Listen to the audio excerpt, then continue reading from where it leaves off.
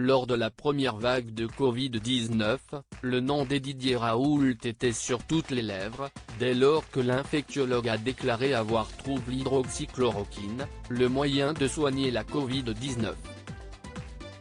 Si son remède a par la suite été décrédibilisé par une célèbre revue scientifique, le professeur n'a depuis pas cessé de faire parler de lui, en mal comme en bien.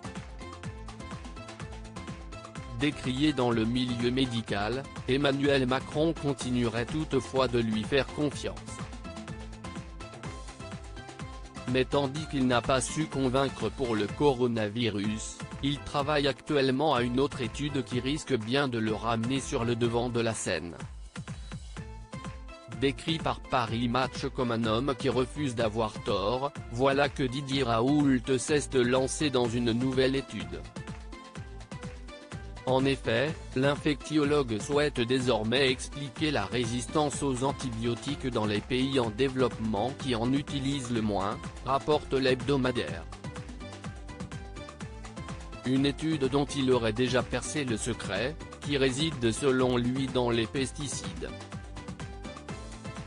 Une nouvelle étude qui risque de lui attirer plus d'ennemis que d'amis une fois de plus, lui qui avait été menacé de mort lors de la première vague de Covid-19.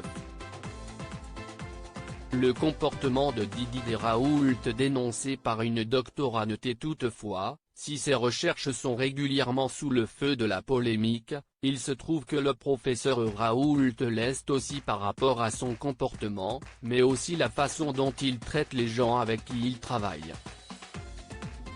Si certains décrivent une ambiance toxique et des pratiques destructrices, Zviana El-Saoui elle va plus loin.